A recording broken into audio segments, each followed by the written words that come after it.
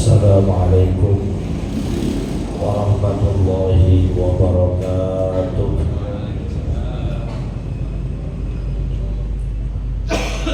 Bismillahirrahmanirrahim. Alhamdulillahirabbil alamin. Allahumma shalli wa sallim ala sayyidina Muhammadin wa ala alihi wa sahbihi ajma'in, amma ba'du. Fa inna asdaqal hadis kitabullah wa khairal hadi hadi sayyidina Muhammadin sallallahu alaihi wasallam wa syarrul umuri muhdatsatuha wa kullu muhdatsatin bid'ah wa kullu bid'atin dhalalah wa kullu dhalalatin finnar. Subhanaka la ilma lana illa ma 'allamtana innaka antal alimul hakim. Rabbi shrah li sadri wa yassir li amri wahlul 'uqdatam min lisani yafqahu qawli. Amin. Yang sama-sama kita hormati dan muliakan para asatiz, para guru, para sesepuh, segenap pengurus dan jamaah Masjid Al-Anwar yang dimuliakan oleh Allah. Alhamdulillah, kembali kita bisa hadir di majlis ilmu, majlis kebaikan, majlis yang insya Allah mengantarkan dan memudahkan kita menuju surganya Allah Subhanahu wa ta'ala. Kita awali pengajian ini dengan membaca suratul Fatihah. Kita niatkan pahalanya disampaikan kepada pengarang kitab yang kita kaji, yaitu Syekh Muhyiddin Abu Zakaria Yahya bin Syaraf An-Nawawi Ad-Dimashqi. Juga kepada orang-orang yang telah berjasa mewakafkan harta dan tanahnya untuk kepentingan masjid kita ini, pada orang-orang tua kita, kakek nenek kita, sanak famili, saudara, serta guru-guru kita yang telah meninggal dunia. Wabil khusus mereka yang pernah menyebarkan ilmunya di tempat kita, di antaranya almarhum almarhumullah Kiai Haji Ahmad Rifian Hidayat LC, almarhum almarhumullah Kiai Haji Abdul Rashid bin Haji Muhammad Siddiq, almarhum almarhumullah Kiai Haji Abdul Rahim bin Haji Muhammad Siddiq, almarhum almarhumullah Kiai Haji Anwar bin Haji Muhammad, almarhum almarhumullah Kiai Haji Abdul Rahman bin Haji Salihun. Semoga Allah Subhanahu wa ta'ala ampuni segala dosa dan kesalahannya. Allah terima amal ibadahnya. Allah jadikan kuburnya raudhah min riyadil jannah bi niyatil qabul wa bi jahir rasul. Al-Fatihah.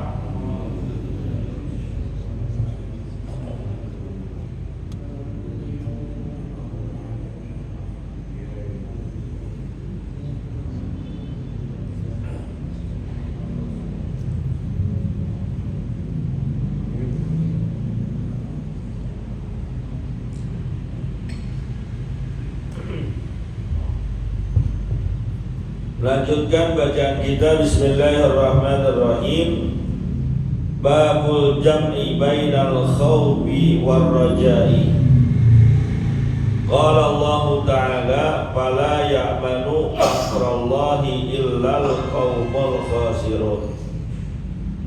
Wa qala ta'ala innahu la yai'asu min rauhillahi illal qawmul kafirun. Wa qala ta'ala yauma tabyaddu wujuh wa taswaddu wujuh. Wa qala ta'ala inna rabbaka lasari'ul iqab wa innahu laghafurur rahim. Wa qala ta'ala innal abrara lafi na'im wa innal fujjara lafi jahim. Wa qala ta'ala fa amma man thaqulat mawazinuhu fa huwa fi 'ishatir radiyah wa amma man khaffat mawazinuhu fa ummuhu hawiyah wa ma adraka ma hiya narun hamiyah. Wallahu a'lam. Hadirin yang dimuliakan oleh Allah Subhanahu wa taala, kita lanjutkan kajian kita Riyadhus Shalihin pada bab yang membahas al-jam'u bainal khaufi war raja'i. Penyatuan sikap kita antara takut kepada Allah dan juga harapan-harapan akan janji-janji Allah. Bahwa hidup ini harus seimbang. Sikap kita harus benar. Jangan sikap yang diutamakan cuma takut doang kepada Allah. Takut akan azabnya Allah, takut akan pedihnya siksa Allah, tapi gak ada nilai sifat harapan dalam hati kita, sehingga yang ada itu putus asa. Ya, dosa saya banyak banget. Kalau dosa satu aja azabnya sedemikian rupa. Azab yang paling ringan di akhirat aja kata Nabi, seujung kuku bara api ditaruh di telapak kaki, otak manusia akan mendidih. Itu yang paling ringan.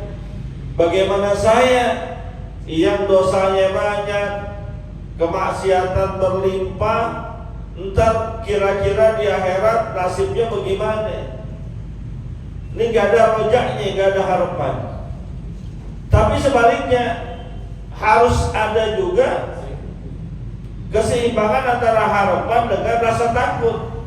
Kalau yang dikedepanin cuma rasa harapan doang, Allah Maha Pemaaf kok, Allah Maha Pemurah kok, gak ada rasa takutnya, sehingga kita gampang melakukan kemaksiatan. Kalau berani kagak sholat, ya biarin aja, Allah Maha Pengampun. Kau berani minum-minuman keras, ya Allah kan Maha Pengampun. Katanya datang kepada Allah, dosanya sebanyak apapun akan diampuni. Maka saya berani berbuat maksiat. Untuk sifat yang sebelah-sebelah begini nggak dibenarkan, karena khawatirnya ketika cuma yang ada di dalam hati kita sifat rojak doang, mengharapkan ampunan Allah, mengharapkan rahmat dan kasih sayang Allah, timbulnya malas ibadah, rajin maksiat. Lo kenapa bangun kesiangan? Allah Maha tahu. Sholat zuhur kenapa jam 3:30? Ya Allah kan Maha Pemaaf, jangan kan 3:30, jam 3 saya sholat zuhur masih diterima. Itu terlalu mengandalkan rojaknya, sifat harapan kepada Allah. Nggak ada rasa takutnya. Sebaliknya cuma takut doang. Timbulnya sikap putus asa, sehingga malas hidup. Ya mau ngapain, gue capek-capek ibadah, orang dosa gue juga banyak, terujung juga neraka juga. Maka yang benar adalah sikap kita ada rasa takut kepada Allah, sehingga nggak berani melakukan dosa yang begitu dahsyat, banyak, luar biasa. Dan ada juga sifat rojah harapan kepada Allah, bahwa setiap dosa yang pernah kita lakukan pasti akan Allah ampuni sebanyak apapun dosa yang kita kerjakan. Balancing, seimbang. Maka di sini dilampirkan beberapa ayat Al-Quran, di antaranya dalam surat Al-A'raf, firman Allah Subhanahu wa taala, "Fala ya'manu makrallahi illal qaumul khasirun." Maka tidak ada yang merasa aman dari makarnya Allah kecuali orang-orang yang rugi. Allah itu memiliki makar, tipu daya. Wa makaru wa makarallah wallahu khairul makirin. Mereka berusaha menipu Allah dengan berpura-pura mengaku beriman, padahal wallahu khairul makirin. Allah adalah sebaik-baiknya pembuat makar, tipu daya. Nah, orang-orang yang tidak takut dengan makarnya Allah, merasa Allah bisa dia tipu, merasa Allah bisa dikibulin, merasa Allah bisa disiasatin, Kata ayat ini, nggak ada yang bisa begitu kecuali emang dia merupakan orang-orang yang rugi. Rugi kenapa? Ternyata apa yang dia lakukan di dunia, yang dia kira aman, nanti di akhirat ternyata nggak aman. Mohon maaf, orang yang nipu zaman sekarang, yang berbuat siasat zaman sekarang, itu kan merasa dia bisa menipu manusia, merasa dia bisa mensiasati Allah, merasa aman terhadap segala macam dosa. Dia lupa bahwa sehebat-hebat apapun dia berbuat tipu daya, sehebat apapun dia bersiasat, nggak bakal luput dari pantauan Allah. Manusia bisa dibohongin, rakyat kecil bisa dikerjain, dibuat program seakan-akan nguntungin rakyat kecil, padahal nguntungin hanya segelintir orang. Dia bersilat lidah, kita berbuat seperti ini hanya untuk kepentingan rakyat misalnya, kan nipu tuh. Bersilat lidah dianggap aman, tapi sesungguhnya wallahu khairul makirin, Allah lebih hebat siasatnya. Gak bisa ditipu daya begitu, gak bisa disiasati. Maka orang-orang yang sudah merasa aman dengan segala macam tipu dayanya, dengan segala macam muslihatnya, nanti di akhirat mereka mendapatkan kerugian yang sangat besar. Bahwa segala macam apa yang dia perbuat terlihat terpampang dengan jelas, itu berakibat dosa, dan dosa yang banyak mengakibatkan masuk nerakanya Allah Subhanahu wa ta'ala. Wa qala ta'ala, firman Allah Subhanahu wa ta'ala yang lain, innahu la yai'asu min rauhillah illal qaumul kafirun. Dilihatin, ini gambaran bagi orang-orang yang berputus asa dari rahmat Allah. Kata Allah bahwasanya tidak ada kaum, tidak ada manusia yang berputus asa dari rahmat Allah kecuali mereka adalah orang-orang yang kafir, ingkar, gak percaya Allah bakal nolongin, gak percaya Allah bakal bantu dia, gak percaya Allah maha pemurah, Allah maha pemaaf, Allah maha segala-galanya. Meragukan kredibilitas Allah gak boleh. Orang mukmin itu punya tauhid, yakin kepada Allah bahwa Allah itu memang segala-galanya, tempat bergantung urusannya, baik urusan dunia maupun urusan akhirat. Ini wajib kita. Makanya dalam surat Al-Ikhlas kita diajarin, qul huwallahu ahad, Allahus samad. Allah tempat bergantung urusan kalian apapun itu, baik urusan-urusan dunia, terlebih lagi urusan akhirat. Jangan ragu dengan itu.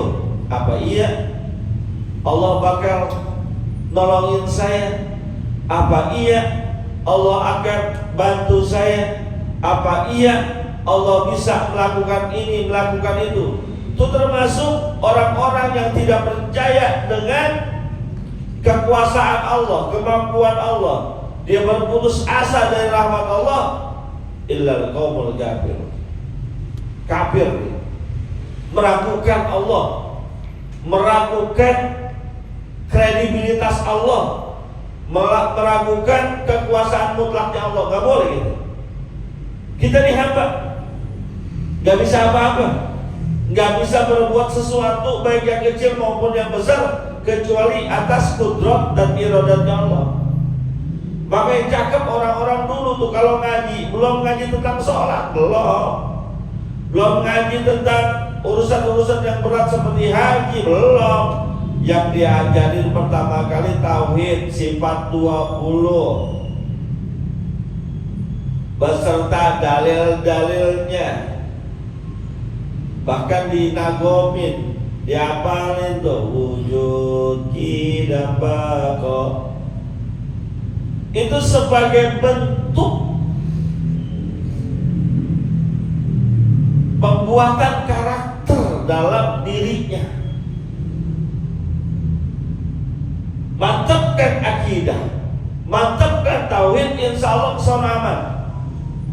Maka mohon maaf orang dulu kalau bicara pintar mungkin gak terlalu pintar, bicara alim mungkin gak terlampau alim, tapi konsistennya dengan ibadah luar biasa. Biar kata bodoh menurut kita atau gak pinter-pinter banget, kalau urusan sholat nomor satu.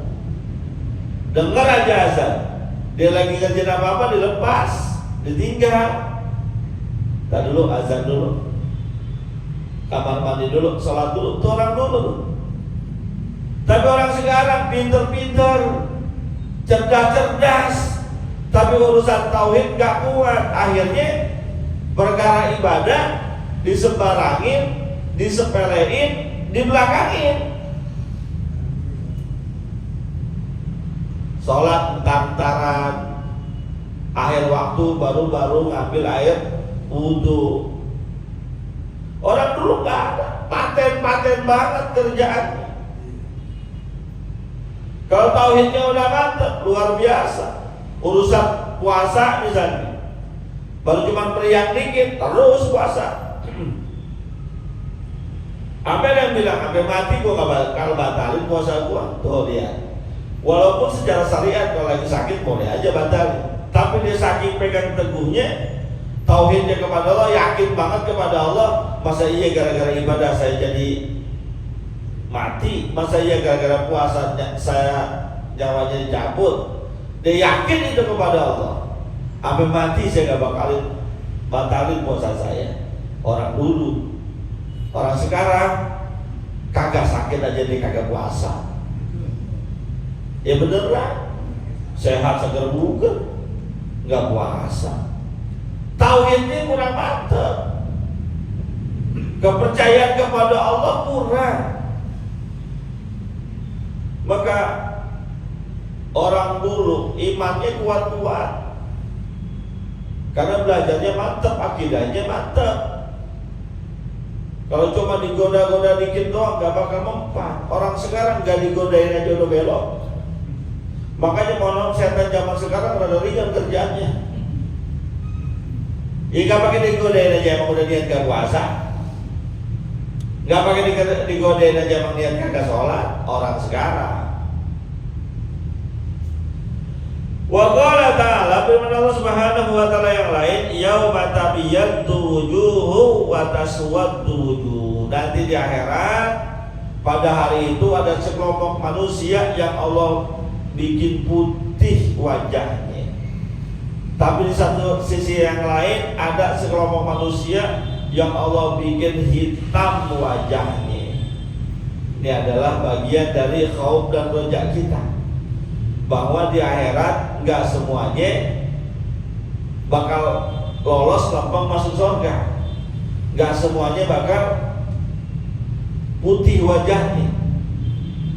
Tapi di satu sisi yang lain nggak semuanya bakal dicemplungin ke neraka, nggak semuanya bakal wajahnya hitam.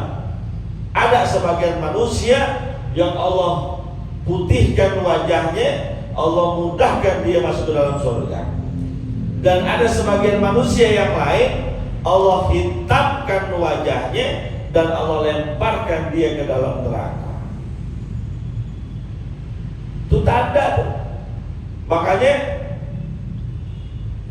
ketika kita ngambil air wudhu, saat mencuci muka diajar itu doanya, Allahumma bayyin wajhi binurika yauma tubayyinu wujuha awliyaika wa la tusawwid wajhi bidulumatika yauma tusawwidu wujuha a'daika. Ini saat membahas muka nih. Ini baca wudhu itu yang ngapalin sekali lagi orang dulu. Gajinya nggak banyak orang dulu, nggak pakai pretel-pretel, kitabnya juga nggak tebal-tebal, sifat 20, cuma mata ngambil air wudhu pakai baca doa, ya Allah putihkanlah wajahku nanti di akhirat di saat engkau putihkan wajahnya para kekasihmu. Janganlah engkau hitamkan wajahku nanti di akhirat, di saat kau hitamkan wajah para musuhmu. Jadi jelas tuh, nanti ketika di akhirat lihat aja orang yang hitam neraka udah, yang putih insya Allah surga. Karena yang putih bersinar disebabkan air wudhu yang diambil. Burran muhajjalina min athar wudu. Wajah umat Nabi Muhammad terang benderang disebabkan karena air wudhu yang terbasuh ke anggota tubuhnya. Maka mukanya terang. Dikatakan bahkan terangnya melebihi terangnya bulan purnama, melebihi terangnya petromak di kala malam saat gak ada lampu lain kecuali itu. Ini gelap banget nih, mati lampu, gak ada lampu lain kecuali ada lampu emergensi, kan kelihatan terang banget tuh. Begitulah terangnya wajah orang-orang yang beriman nanti di akhirat, terang banget. Dan sebaliknya wajah musuh-musuh Allah, wajah orang-orang yang ingkar kepada Allah akan sangat gelap, segelap-gelapnya, melebihi hitamnya wajan penggorengan. Kan kalau penggorengan dulu bukan pakai kompor gas, pakai kompor minyak tanah, gelap banget itu kan. Nah begitu tuh. Walaupun di dunianya dia putih, walaupun di dunianya dia glowing karena pakai skincare, tapi kalau nggak pernah kena air wudhu, nggak pernah sholat, ntar di akhirat gelap hitam. Sebaliknya, walaupun di dunia hitam keling, ngesek, karena dia sering mendapatkan air wudhu masuk ke dalam tubuhnya, sering sholat, maka wajahnya akan terang benderang dengan cahayanya Allah. Mohon maaf, Bilal ibn Rabah, muazzinnya Rasulullah SAW, itu kan berasal dari negeri Habasyah, Ethiopia. Cek aja, coba lihat di Google wajah orang Ethiopia, lihatlah. Yang putih cuma bola matanya doang sama giginya. Itu pun kalau gosok gigi, kalau kagak kuning. Tapi yang hitam legat begitu, Allah angkat derajatnya nanti di akhirat sebab air wudhu yang nempel di mukanya. Milih dah, mau milih yang gelap apa yang terang. Terangnya di akhirat. Kalau di dunia mah terang di dunia bisa diakalin, putih di dunia bisa diakalin. Zaman sekarang Masya Allah, asal punya duit aja. Ada yang disuntik jadi putih, ada yang pakai skincare, moisturizer putih, mukanya putih, leher hitam. Jarang pakai cuma satu muka doang, lehernya kagak dipakein. Tapi di akhirat gak bisa diakal-akalin. Yauma tabiyyatu wujuhu wa taswaddu wujuh. Pada hari itu ada sebagian manusia yang Allah buat putih mukanya, dan sebagian lain Allah hitamkan mukanya sesuai dengan amal perbuatan dia ketika hidup di dunia. Wa qala ta'ala, firman Allah Subhanahu wa taala yang lain, inna rabbaka lasari'ul iqab wa innahu laghafurur rahim. Ini satu ayat berdampingan, isinya rasa takut kepada Allah, dan yang satunya lagi harapan kepada Allah. Inna rabbaka lasari'ul iqab, sesungguhnya Tuhanmu adalah yang maha cepat, yang maha pedih, yang maha dahsyat azabnya. Nggak ada hukuman di dunia ini yang bisa melebihi pedihnya, dahsyatnya azab Allah di neraka. Nggak ada. Sekejam-kejamnya hukuman di dunia, dihukum mati selesai, tapi di akhirat nggak selesai. hancur tubuh kita, dibalikin lagi. Nggak ada matinya udah. Mati cuma di dunia doang, akhirat udah nggak ada mati lagi. Pedihnya luar biasa. Bahkan neraka itu digambarkan saking panasnya api neraka, warnanya nggak lagi merah, warnanya nggak lagi biru, hitam. Saking panasnya Tuhan. Dan gak ada yang bisa membuat perumpamaan dengan itu. Allah tuh maha dahsyat, maha cepat kalau mengazab, luar biasa. Maka kalau ada orang zaman sekarang bermain-main dengan azab Allah, saya gak habis pikir tuh orang otaknya kemana, ngajinya di mana. Viral tuh kemarin di media sosial, dia bikin konten backgroundnya neraka, ngomongnya enteng banget. Hari pertama di neraka nih guys, banyak teman, banyak artis. Gila tuh orang, saya bilang. Ntar kalau yang masuk neraka gak bakal bisa kayak gitu, gak bakalan. La rohata biha, gak ada istirahatnya di situ. Gak bisa ngobrol-ngobrol, gak bisa. Isinya adalah azab, azab, azab atas azab, bawah azab, kanan kiri azab. Gak bisa ngobrol kayak gitu, gak bisa. Baru masuk aja udah diseret oleh neraka, oleh penjaga nerakanya Allah Subhanahu wa ta'ala. Kadang saya sedih kecewa, kok ada orang berani bikin konten kayak gitu. Apa dia gak ngaji? Apa dia gak takut dengan azab Allah?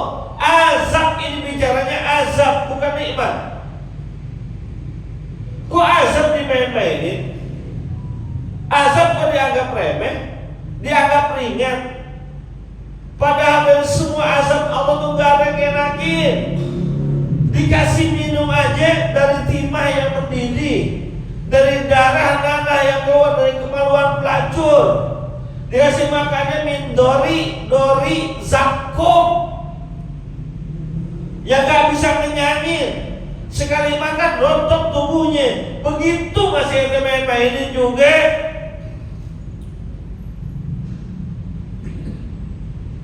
Kalau ada yang begitu laporin, blokir. Dan kita jangan ikut-ikutan. Dianggap ringan azab Allah. Orang kalau sudah menganggap ringan azab Allah, maka dia akan ringan juga berbuat kemaksiatan. Kenapa? Alah cuma azab gitu doang. Ente kira azab Allah itu sama sama penjara polsek? Enggak sama. Penjara polsek sih bisa dibayar polisinya. Penjara LP bisa dibayar itu sipir-sipirnya. Berapa banyak yang diponis penjara? Kita tahu di dalam penjara, nggak tahu dia berkeliaran di mana-mana. Banyak. Itu di dunia. Di akhirat nggak bisa begitu. Malaikat Zabaniyah nggak bisa disogok. Kalau di dunia sipirnya, polisinya, manusia doyan duit, kasih segepok juga dia cicing. Banyak kok kejadian kayak gitu. Dia samakan hukum di dunia dengan hukum di akhirat. Beda jauh ya akhi, beda. Akhirat gak bisa tawar-tawar. Minta istirahat sedetik juga gak bisa. Kali ada bela istirahatnya, istirahat, azab dihentikan, gak ada. Pagi dipukul, siang dikemplang, malam ditambus, gak ada istirahatnya. Yang kita rasakan cuma sakit, sakit, dan sakit. Karena setiap mendapatkan azab, hancur kita punya badan, Allah kembalikan lagi kepada bentuk yang semula. Liyadukul azab, akan kamu benar-benar merasakan azab.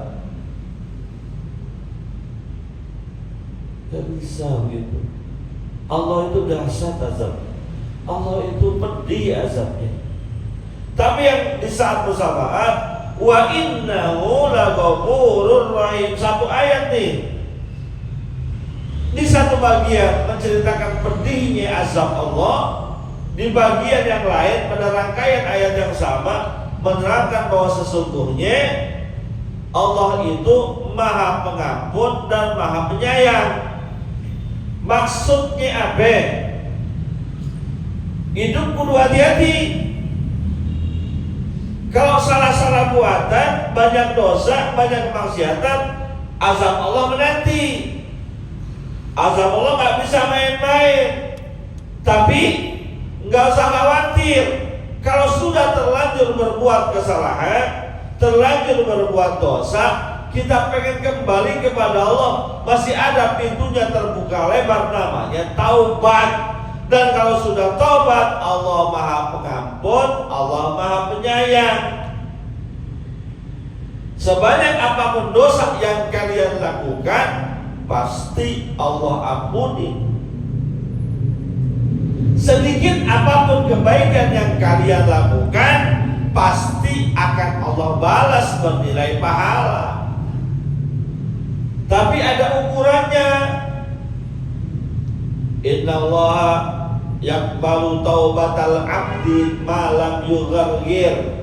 Batasannya diantaranya itu, bahwasanya Allah senantiasa menerima taubat seorang hamba sebelum datang sakratul mautnya. Batasannya tuh. Maka mohon maaf kalau ada saudara kita yang sakit, kira-kira udah payah banget, banyakin baca istighfar. Istighfar, kenapa?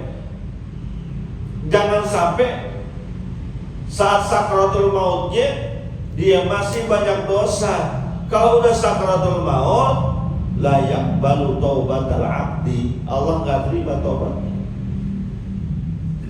Makanya Fir'aun nggak diterima taubatnya. Ketika dia tenggelam di tengah laut, udah ngap, dia katakan apa? Amantu bi Rabbi Musa wa Harun. Kalau begini saya percaya dengan Tuhannya Nabi Musa dan Nabi Harun. Ngomongnya udah ngap, udah sakratul maut, nggak diterima udah tobatnya. Kita juga begitu. Kalau udah ngap, baru minta maaf, telat. Kemarin kemana aja? Ustadz guru udah bilangin, tetangga udah ngasih tahu tobat, masih aja doyan dangdutan, tobat, masih aja doyan main judi, tobat, masih aja doyan main perempuan, minum-minuman keras. Sekarang udah ngap-ngapan aja, baru mau tobat, gue mau sholat, udah telat.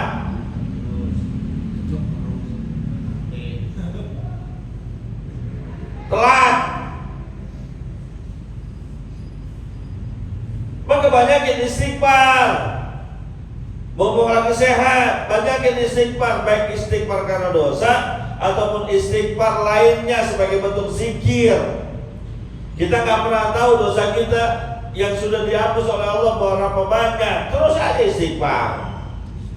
Jalan istighfar, mau tidur istighfar, apalagi lagi sakit, banyakin istighfar.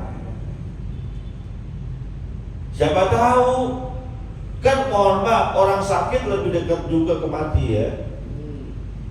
Ya walaupun bisa juga sembuh, walaupun mati gak pakai sakit juga banyak. Tapi kalau sakit, kudu was-was juga. Apalagi kalau udah sakit kepala puyeng, mulut udah kagak enak makan, udah diimpus, istighfar, banyakin istighfar udah. Jangan pikirin yang lain. Istighfar.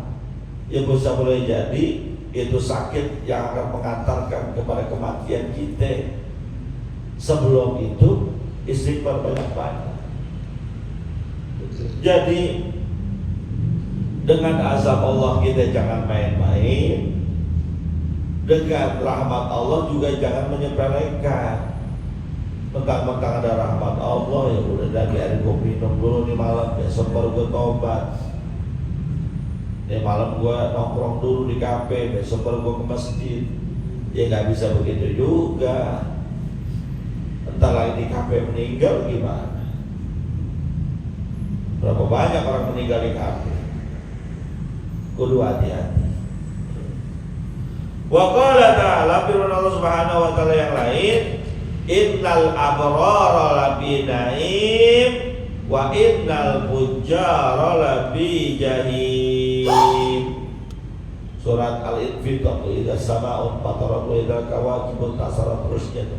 Innal abrara lafi naim, sesungguhnya orang-orang yang bakti, yang gemar berbuat kebaikan, nanti kembalinya di surga naim, surga yang penuh kenikmatan. Syaratnya jadi orang abror. Jadi bukan orang Masjid Al-Abror, bukan. Orang yang gemar bakti kepada Allah, gemar berbuat baik. Hidup ini jangan tebar kejahatan, tebar aja kebaikan. Nebar kebaikan aja belum tentu masuk surga cepet. Ini debar banget nebar kejahatan, debar banget nebar kerusuhan. Yang baik-baik aja kita kerjain, yang gak baik jauhin, kan simpel sebetulnya. Yang baik-baik aja, sholat kerjain, puasa kerjain, sedekah kerjain. Yang begitu aja kan simpel.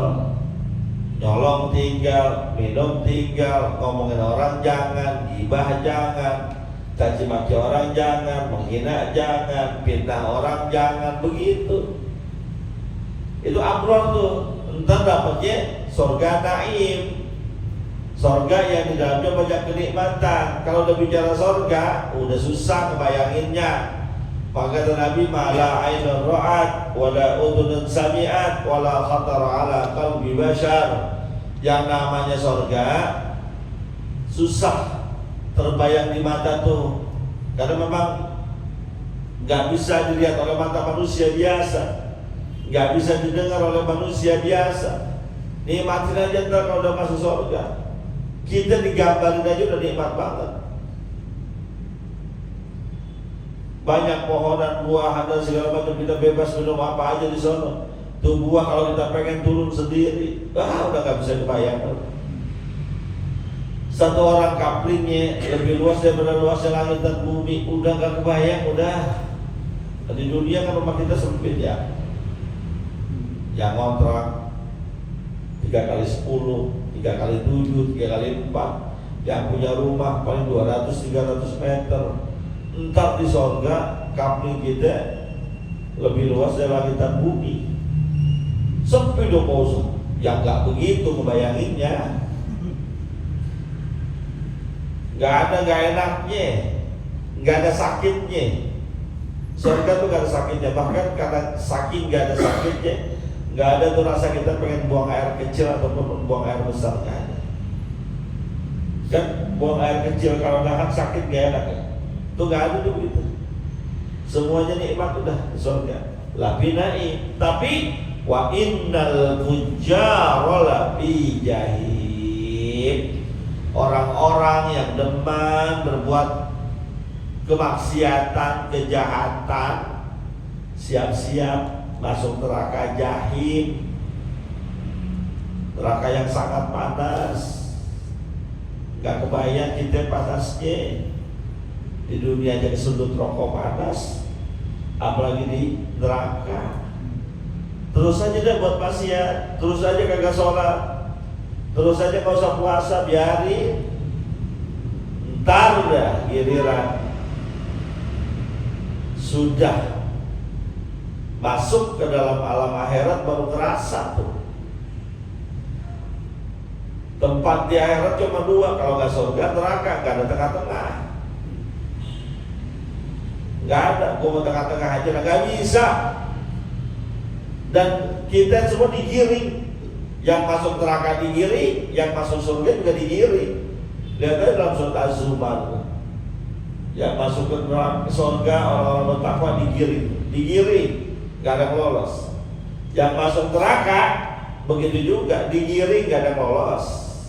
Mengumpet gak bisa, ngumpet di mana? Di dunia ente dicari-cari polisi bisa ngumpet, dicari di Bangka pergi ke Bogor, dicari di Bogor pergi Kalimantan masih bisa. Di akhirat mana bisa begitu? Digiring semuanya. Wa innal fujjara lafi jahim. Orang-orang yang fujar, fajir, sering berbuat kemaksiatan, kejahatan, kelalaian dan lain sebagainya, siap-siap masuk neraka jahim. Siap-siap. Wa qala ta'ala fa'amma man saqulat mawazinuhu. Ini ayat sering kita dengar surat Al-Qariyah. Siapa orang yang berat timbangan amal kebaikannya, bahwa fi 'isyatir radiyah, maka dia akan mendapatkan kehidupan yang menyenangkan, surga. Karena nanti amal kita ditimbang pahalanya, timbang. Ini pahala, ini dosa. Banyakkan mana, berantat mana, ditimbang. Yang sakulat mawazinu, yang berat timbangan kebaikannya, maka siap-siap dia akan mendapatkan kehidupan yang layak, penuh kenikmatan, yang menyenangkan, yaitu surga. Tapi sebaliknya, wa amma man khaffat mawazinu, siapa orang yang timbangan kebaikannya ringan. Kenapa ringan? Ya orang jarang berbuat baik. Sholat seminggu sekali, sholat setahun sekali, setahun 2 kali, Idul Fitri, Idul Adha. Ya kalau nggak begadang, kalau begadang bablas, nggak sholat, nggak ada kebaikannya. Timbangan kebaikannya ringan. Fama man khaffat mawazinu fa ummuhu hawiyah. Tempat kembalinya adalah hawiyah. Wa ma adraka ma hiya, tahu enggak hawiyah itu apaan? Narun hamiyah, satu tempat yang di dalamnya api menyala-nyala. Di dalam dunia ada kebakaran gede banget. Kira-kira kita masuk ke dalam apa menghindar? Kalau masuk ke dalam tolol namanya. Nah begitulah tempat yang namanya hawiyah itu. Dalamnya api menyala-nyala. Buat siapa? Buat mereka yang ketika di dunia jarang berbuat baik. Sholat ditinggal, puasa kagak, zakat boro-boro, sedekah apalagi. Zakat aja yang wajib dia gak kerjain, apalagi sedekah. Ngorban ogah. Dia datang ibadah kurban keles. Kira hewan udah dipotong paling depan. Ada begitu, ada. Kira panitia mau keluar-keluar, siapa yang mau berkurban tahun ini silakan menghubungi saudara Ustadz Alamsah, Ustadz Oyon, Pak Jiwawan, pada pura-pura budek. Kira daging udah rempah paling depan. Ada yang begitu, ada? Di sini ada yang begitu? Gak ada kali ya? Hah? Ada.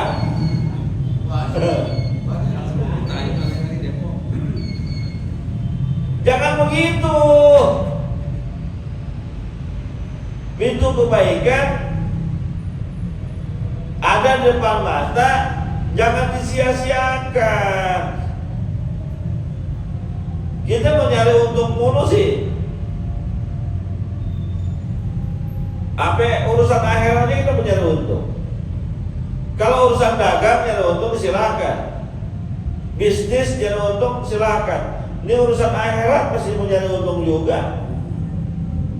Jangan. Udah, waktunya korban, waktunya bisnis begitu. Tumpukin amalan-amalan kebaikan kita, ikhlaskan ketika berbuatnya, insya Allah ada pahalanya buat beli tiket ke surga. Kalau tumpukan kebaikan kita sedikit, pahalanya juga kagak banyak, mau beli tiket surga pakai apaan? Tiket surga itu murah. Karena kata Nabi, man qala la ilaha illallah dakhala jannah. Siapa yang mengucapkan la ilaha illallah Muhammadur Rasulullah pasti masuk surga. Tiketnya doang, tapi itu belum distempel. Stempelnya dari mana? Dengan amalan-amalan perbuatan kita yang baik-baik, itu stempelnya. Ente punya tiket nonton pertandingan sepak bola antara Indonesia melawan Cina misalnya, tiketnya ada tapi nggak ada stempelnya, sah apa kagak? Ngantri aja mau masuk diperiksa, wah ini tiket doang belum sah. Kenapa? Belum ada stempelnya. Begitu juga kita, tiket surganya udah dapat karena masuk Islam, mengucapkan la ilaha illallah, tapi kudu distempelin. Caranya banyakin ibadah, banyakin sholat, banyakin puasa, hadir majlis ilmu, kebaikan, itu stempelnya. Tiketnya dapat, stempelnya dapat, berangkat insya Allah menuju surganya Allah Subhanahu wa ta'ala. Al-Fatihah.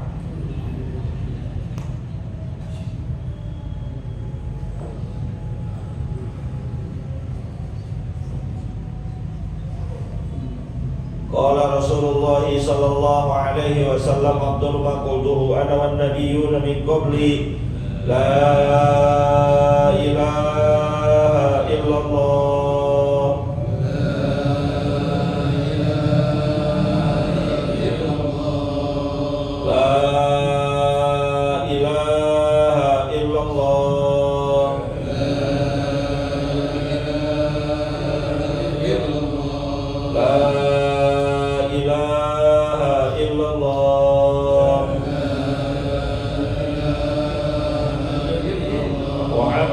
Rasulullah sallallahu alaihi wasallam ala nahi wa lamud wa barafa'na bima 'allamtana rabbi 'allimna ma yanfa'una Allahumma fir lana wa liwalidina warhamna warhamhum kama rabbawna shighara wa hab lana ya wahhab ilman wa hikmatan wa rizqi ya razzaqul li musahhila wa bil khair ya fattah wa bil huda wa bil 'ilmi 'alil kulli muqaddila wa sallallahu ala sayyidina Muhammadin wa ala alihi wa sallam. Walhamdulillahirabbil alamin. Terima kasih. Mohon maaf. Assalamualaikum warahmatullahi wabarakatuh.